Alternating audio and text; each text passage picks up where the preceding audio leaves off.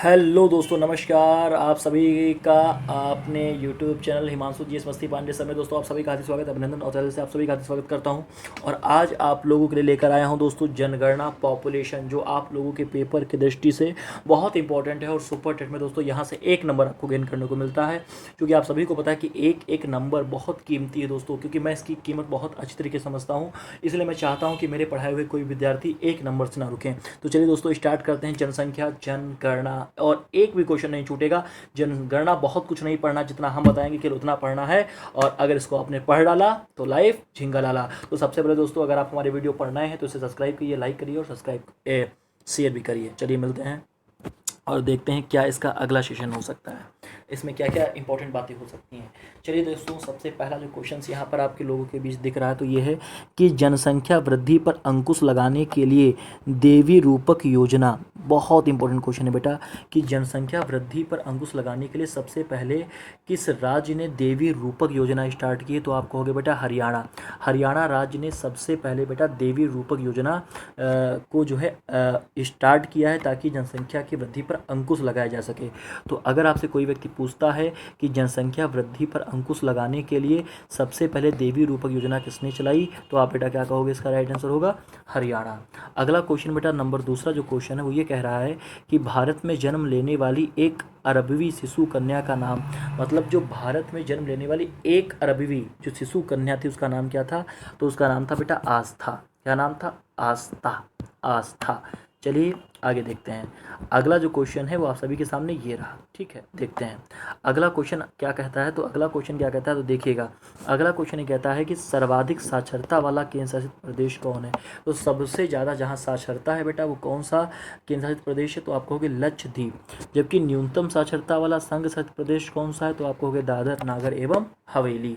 जबकि अगर पूछता है कि सर्वाधिक साक्षरता वाला जिला कौन सा है, तो आप कहोगे सरचीप। कहाँ पड़ता है? मिजोरम में। और न्यूनतम साक्षरता वाला जिला कौन है? तो अलीराजपुर। कहाँ पड़ता है? मध्य प्रदेश में। तो अगर आपसे पूछता है सबसे ज़्यादा साक्षरता तो कहोगे लक्षद्वीप, जबकि सबसे कम पूछेगा तो दादर नगर हवेली। लेकिन बेटा ये सब किस में करना है? तो आपको ये सब करना है बेटा केंद्र शासित प्रदेशों में।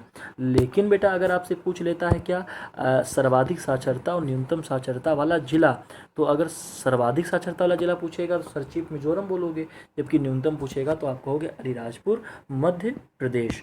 चलिए दोस्तों आगे बढ़ते हैं और अगला देखते हैं। अगला क्वेश्चन क्या है? तो अगला क्वेश्चन दोस्तों बहुत इंपॉर्टेंट है और यहाँ से हर बार पेपर में एक नंबर का क्वेश्चन बनता ही बनता है। तो देखिएगा क्वेश्चन है कि न्यूनतम जनसंख्या घनत्व वाला संघ केंद्र शासित प्रदेश कौन है, जहाँ पर सबसे कम जन घनत्व है? तो आप कहोगे अंडमान निकोबार। अंडमान निकोबार में सबसे कम जन घनत्व है। जबकि मेरे प्यारे बच्चों सर्वाधिक साक्षरता वाला जो राज्य है वो कौन सा है? केरल। सबसे ज़्यादा साक्षरता किस राज्य में है बेटा? तो सबसे ज़्यादा साक्षरता बेटा कहाँ पर है? तो आप कहोगे केरल में है, और केरल में सबसे ज़्यादा लिंगानुपात भी है। और अगला क्वेश्चन है 1000 पुरुषों पर भारत का लिंगानुपात कितना है? तो 1000 पुरुषों पर भारत का लिंगानुपात है 943 महिलाएं, मतलब 1000 पुरुष पर 943 महिलाएं हैं। पुरुषों की संख्या ज़्यादा है। न्यूनतम लिंगानुपात वाला राज्य कौन है? तो सबसे कम लिंगानुपात बेटा हरियाणा में है। सबसे कम लिंगानुपात बेटा कहाँ है? तो हरियाणा में। पहला क्वेश्चन था कि सबसे कम जो है जनघनत्व कहाँ है? तो कहोगे अंडमान निकोबार। सबसे ज़्यादा साक्षरता कहाँ है? तो कहोगे केरल। 1000 पुरुषों पर महिलाओं की संख्या 943। सबसे कम लिंगानुपात तो कहोगे बेटा हरियाणा। चलिए आगे बढ़ते हैं, यहाँ तक आशा और उम्मीद है कि समझ में आया होगा। आगे देखते हैं अगला बहुत ही बढ़िया क्वेश्चन दोस्तों आप लोगों के बीच लेकर आया हूँ आज। इनको पढ़ना जरूर है और एक टाइम इनको दोस्तों लिख लेना है। ठीक है, अगर चाहते हो इनको तो लिखो जरूर, तभी आगे बढ़ पाओगे। अगला क्वेश्चन है सर्वाधिक जनसंख्या वाला जिला कौन है? तो कहोगे थाने महाराष्ट्र। सबसे ज़्यादा जनसंख्या वाला जिला है बेटा थाने महाराष्ट्र। जबकि न्यूनतम जनसंख्या वाला जिला कौन है? तो दिबांग घाटी अरुणाचल प्रदेश। ध्यान रखना बेटा, यहाँ से क्वेश्चन बनता है कि सबसे ज़्यादा जनसंख्या वाला जिला कौन है? तो कहोगे थाने महाराष्ट्र। जबकि सबसे कम जनसंख्या वाला जिला कौन है? तो आप कहोगे दिबांग घाटी अरुणाचल प्रदेश। और भारत का जनसंख्या घनत्व कितना है बेटा? तो भारत का जो जनसंख्या घनत्व है वो 382 व्यक्ति प्रति वर्ग किलोमीटर है। जबकि सर्वाधिक जनसंख्या घनत्व कहाँ है बेटा? तो सबसे ज़्यादा जो जनघनत्व है वो दिल्ली में है। सबसे कम कहाँ था? तो हमने अभी आपको बताया था अंडमान निकोबार। तो चलिए एक बार इसका रिवीजन कर लेते हैं। सर्वाधिक जनसंख्या वाला जिला थाने महाराष्ट्र, न्यूनतम दिबांग घाटी अरुणाचल प्रदेश, भारत का जनसंख्या घनत्व 382 व्यक्ति प्रति वर्ग किलोमीटर, जबकि सर्वाधिक जनसंख्या घनत्व वाला केंद्र शासित प्रदेश कौन है बेटा? नई दिल्ली है। चलिए आगे बढ़ते हैं और अगला देखने की कोशिश करते हैं। चलिए अगला क्वेश्चन ये रहा आपके सामने, ठीक है। अब देखिएगा इस क्वेश्चन में क्या है, तो इस क्वेश्चन में ये है कि सर्वाधिक, देखो इसमें क्वेश्चन में कोई दम नहीं है, क्वेश्चन बहुत आसान है, ठीक है। सर्वाधिक जनसंख्या वाला राज्य कौन है, मतलब सबसे ज़्यादा भारत में जनसंख्या किस राज्य में है, तो आप कहोगे यूपी। यूपी में भारत की जनसंख्या सबसे ज़्यादा है। न्यूनतम जनसंख्या वाला राज्य कौन सा है, तो सबसे कम जनसंख्या वाला राज्य कौन सा है, तो कहोगे सिक्किम। जबकि सबसे ज़्यादा जनसंख्या वाला केंद्र शासित प्रदेश कौन सा है, तो सबसे ज़्यादा जनसंख्या वाला जो केंद्र शासित प्रदेश है वो दिल्ली है।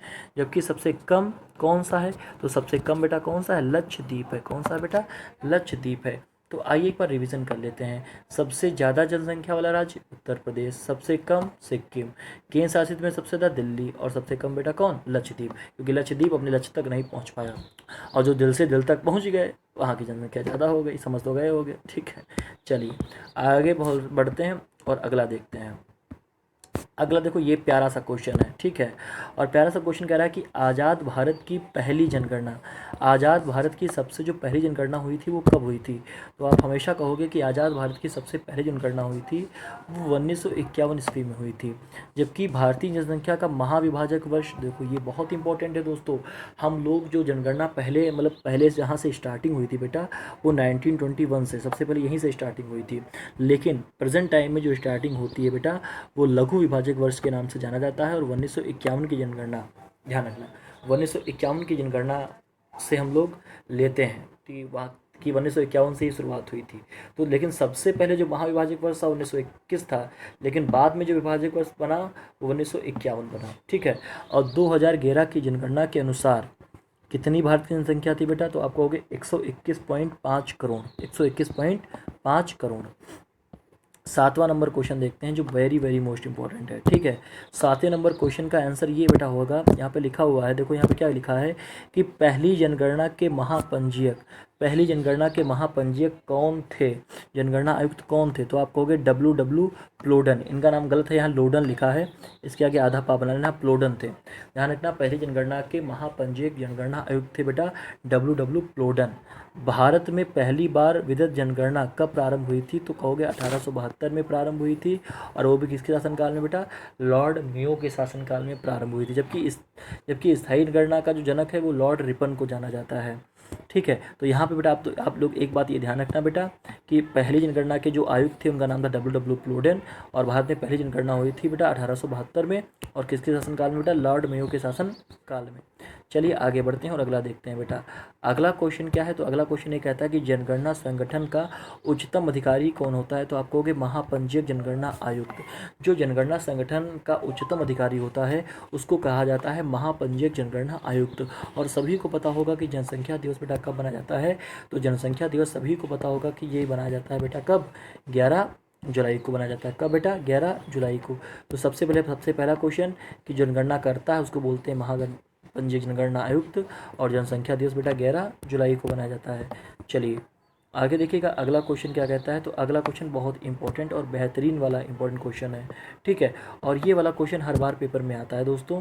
ये आता है कि भारतीय करंट अफेयर में पूछ लिया जाता है कि भारतीय जनगणना संगठन किस मंत्रालय के अधीन कार्य करता है, तो भारतीय जनगणना संगठन जो है वो गृह मंत्रालय के अधीन काम करता है। जबकि राष्ट्रीय जनसंख्या नीति 2000 के अनुसार, राष्ट्रीय जनसंख्या नीति 2000 के अनुसार किस वर्ष तक जनगणना की स्थिरता प्राप्त है, मतलब कहा गया है कि कब तक हम जनगणना की स्थिरता पर, वृद्धि पर रोक पा लेंगे, तो वर्ष 2045 तक रोक पा लेंगे, ऐसा कहा जाता है। लेकिन आप सभी को पता है कि जनसंख्या पर काबू पाना सबसे मुश्किल काम है, ठीक है, ठीक है। हाँ चलिए आगे देखिएगा अगला क्वेश्चन क्या है, तो अगला क्वेश्चन आप सभी का ये है कि जो ये कहता है बेटा, क्या अगला क्वेश्चन, तो अगला क्वेश्चन ये कहता है कि भारत की साक्षरता दर बेटा कितनी थी, तो भारत की जो साक्षरता दर थी वो बेटा थी 73%। भारत की साक्षरता दर बेटा थी 73%। जबकि भारत में पुरुष साक्षरता दर बेटा कितनी है, तो 80.9%। भारत की पूरी साक्षरता दर बेटा है 73%, जबकि भारत में पुरुष साक्षरता दर कितनी है, 80.9%। जबकि भारत में अगर महिला की बात करेंगे तो 64.6% है। और न्यूनतम साक्षरता वाला राज्य कौन है, तो बिहार है। चलिए, यहाँ तक आप लोगों को क्वेश्चन कैसे लगे आप सभी लोग कमेंट करके ज़रूर बताइएगा, और जनगणना के इतने सारे क्वेश्चन क्लियर कर लीजिएगा। बस अगर कोई आएगा क्वेश्चन तो इसी में से एक क्वेश्चन फंस जाएगा जो हमने बेहतरीन तरीके से अपने नोट से तैयार किया है।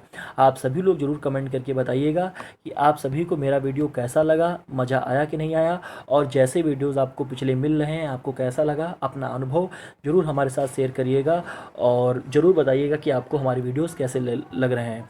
मिलते हैं फिर एक नए दूसरे वीडियो में, तब तक के लिए आप लोगों का बहुत बहुत धन्यवाद, बहुत बहुत धन्यवाद। नमस्कार, जय हिंद, जय भारत।